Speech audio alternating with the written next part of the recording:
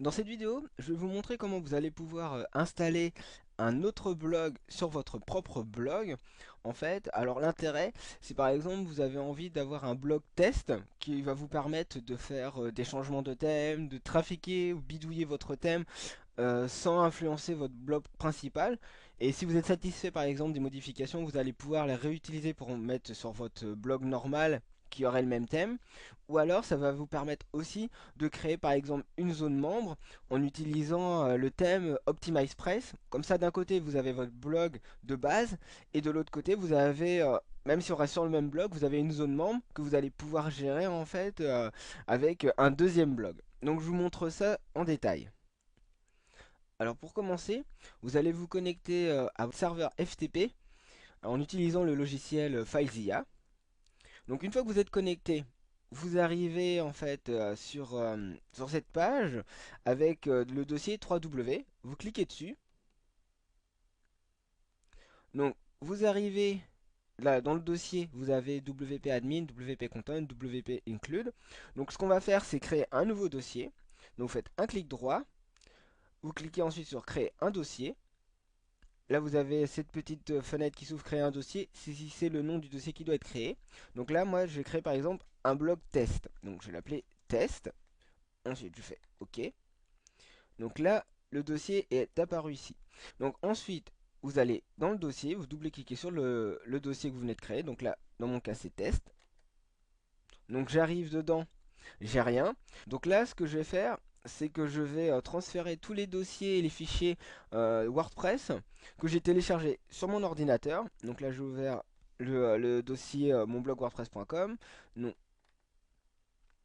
je vais prendre tous ces dossiers. Si vous les avez pas, vous allez télécharger en fait WordPress, la dernière version de WordPress sur le site officiel de WordPress. Donc ça va être wordpress-fr.net. Et une fois que vous l'avez téléchargé, vous allez faire un clic droit et vous faites extraire ici. Donc ce qui va vous donner une fois que ce sera fait le dossier WordPress. Donc vous cliquez dedans, vous sélectionnez tous les dossiers, tous les fichiers, comme ceci, et vous les faites glisser directement ici. Donc vous voyez bien, je suis bien dans le dossier test. Donc je fais tout glisser dedans, et là tous les fichiers vont se transférer. Donc là je vais mettre la vidéo sur pause, et on va revenir une fois que tous les fichiers et les dossiers sont transférés. Donc là, tous les fichiers et dossiers ont été bien transférés dans le dossier test. Donc là, ce que je fais, j'appuie sur la touche F5 et voilà, vous voyez bien, tout est apparu. Donc maintenant, ce que je vais faire, je vais aller sur mon blog. Donc une fois sur mon blog, là, je rentre slash test, puisque c'est comme ça que j'ai appelé mon dossier, slash, j'appuie sur la touche entrée de mon clavier. Et donc là, je tombe sur cette page, WordPress erreur. Alors, il ne semble pas y avoir de fichier wp-config.php. Et donc, c'est là que nous, on va rentrer certaines informations que vous aviez eues précédemment en fait dans l'email de votre hébergeur et qui vont nous permettre justement de créer ce fichier de configuration. Donc là, vous cliquez sur créer un fichier de configuration. Donc, vous arrivez sur cette page. Donc, bienvenue dans WordPress. Et donc là, il nous demande des informations, le nom de la base de données, le nom d'utilisateur MySQL, le mot de passe de l'utilisateur, l'adresse de la base de données, le préfixe de la table. Donc là, ce que vous allez faire, c'est récupérer ces informations que vous aviez eues de votre hébergeur. Donc ensuite, vous cliquez sur le bouton C'est parti. Donc là, vous arrivez sur cette page. Donc on va rentrer les différentes informations que nous demande WordPress. Donc le nom de la base de données, je vais sur l'email que m'a donné mon hébergeur. Donc, nom de la base de données. Donc en face, je copie. Je surligne, je fais un clic droit, je fais copier. Ensuite, je retourne sur la page. Donc je fais surligne tout, je fais un clic droit, je fais coller. Pour l'identifiant, donc là je vais retourner sur le mail. Donc l'identifiant, c'est utilisateur. Donc là, je surligne, je fais un clic droit, je fais copier. Je retourne sur la page, je surligne tout, je fais un clic droit, je fais coller. Donc le mot de passe, je vais retourner sur l'email de l'hébergeur, je copie tout.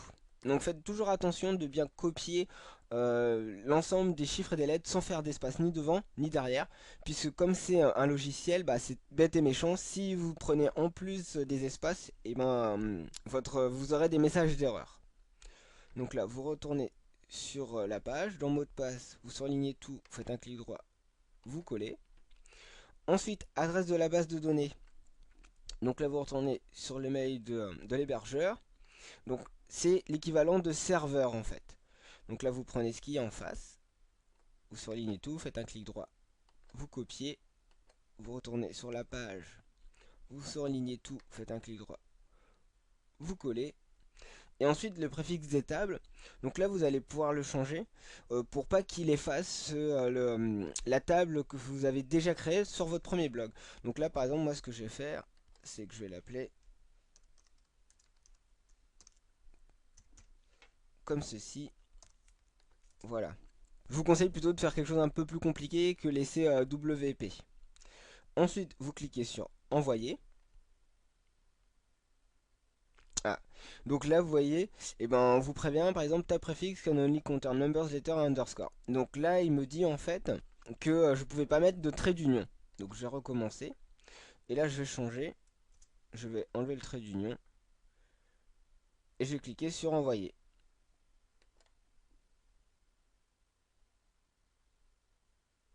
Donc vous arrivez sur cette page.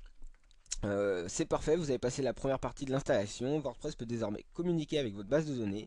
Si vous êtes prêt, il est maintenant temps de... Et là vous cliquez sur le bouton lancer l'installation.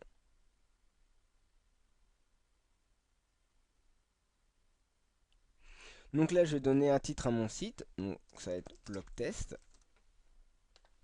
De test. Pour l'identifiant, alors je vais mettre admin. Donc là je vous conseille de ne pas laisser admin, mais mettre quelque chose un peu plus compliqué. Le mot de passe.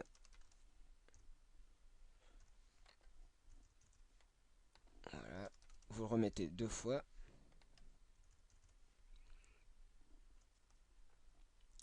L'adresse de messagerie.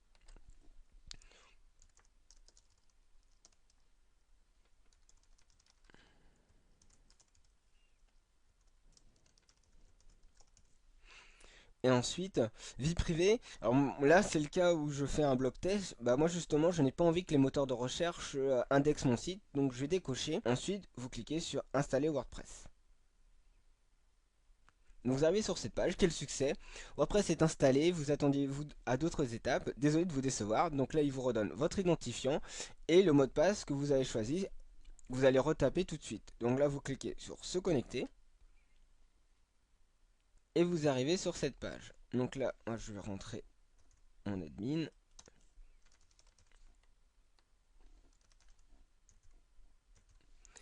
Et je clique sur le bouton se connecter. Et donc là, vous êtes bien sur votre blog de test, si par exemple c'est un blog de test. Et si vous voulez en faire une zone membre, par exemple en utilisant OptimizePress, vous allez dans Apparence, dans Thème.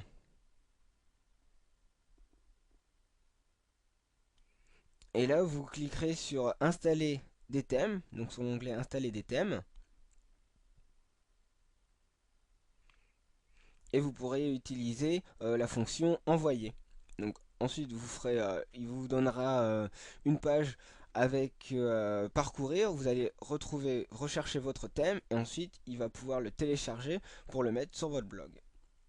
Donc là vous venez de découvrir en fait comment créer un blog de test ou pourquoi pas un blog, enfin une zone membre dans un de vos blogs sans retoucher totalement à votre blog de base.